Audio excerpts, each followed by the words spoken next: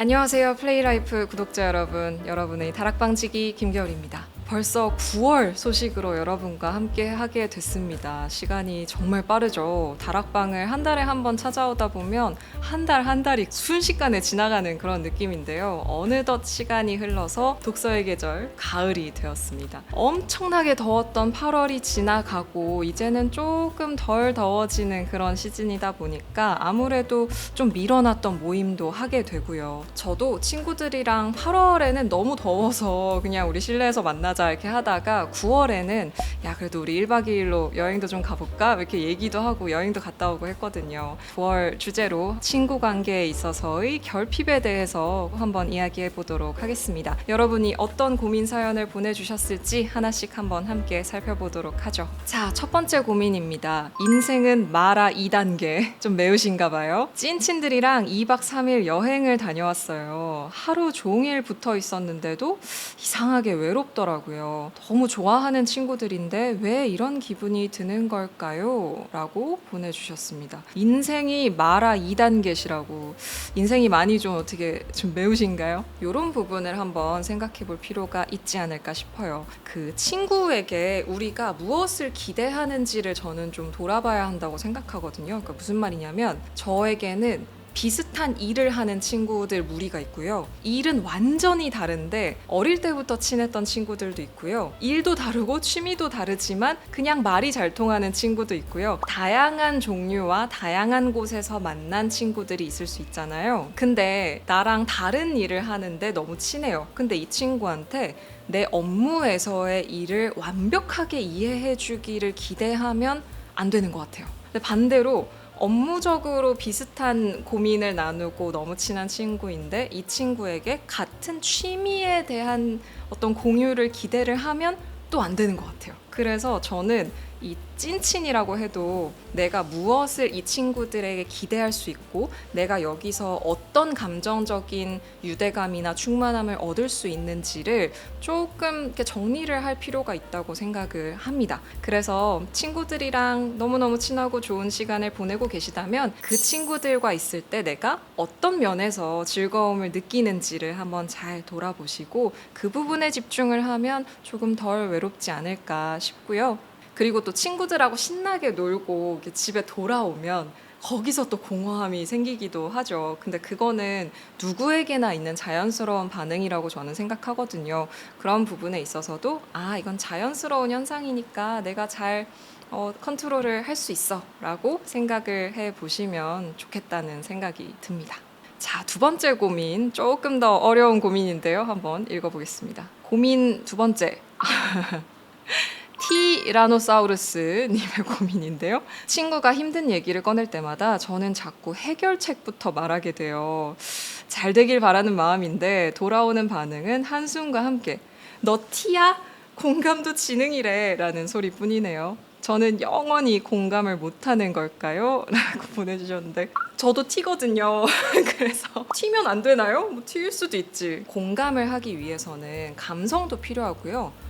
이성적인 측면도 필요하다고 전 생각하거든요. 이 두 가지가 균형을 갖출 때 진짜 공감을 할 수 있다고 생각을 하거든요. T의 입장에서 저는 어떤 식으로 하냐면 그 사람이 이야기를 하는 전후 상황을 막 듣잖아요. 내 일이라고 생각하고 막 이렇게 들어봐요. 그래서 내가 저 상황에 있었어도 너무 답답하겠다. 너무 화가 나겠다. 뭐 이런 생각을 좀 해보려고 하고요. 그런 식의 표현을 먼저 한 다음에 야, 너 진짜 골치 아프겠다. 아이고, 너무 고생했네. 아이고, 너무 속상해서 어떡하니. 내가 머리를 굴려서 이성적으로 생각해봤는데 나라도 속상할 것 같아. 이런 식의 생각을 좀 한 다음에 좀 이야기를 하다 보면 좀 자연스럽게 해결책에 대한 이야기를 하게 되기도 하고요.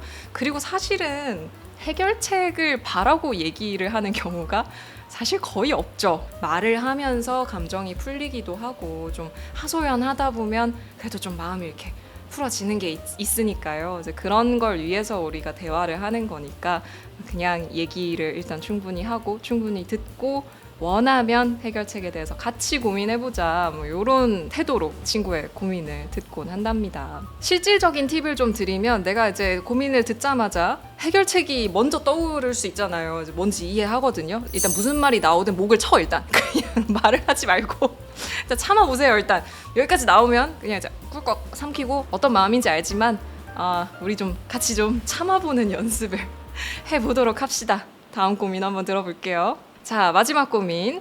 친구야 제발이라는 닉네임인데요. 무슨 일이 있는지 한번 볼까요? 저를 너무 아껴주는 친구가 있는데요. 가끔은 그 애정이 소유욕처럼 느껴져요.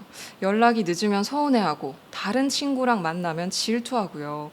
맞춰주자니 힘들고, 거리를 두자니 죄책감이 듭니다.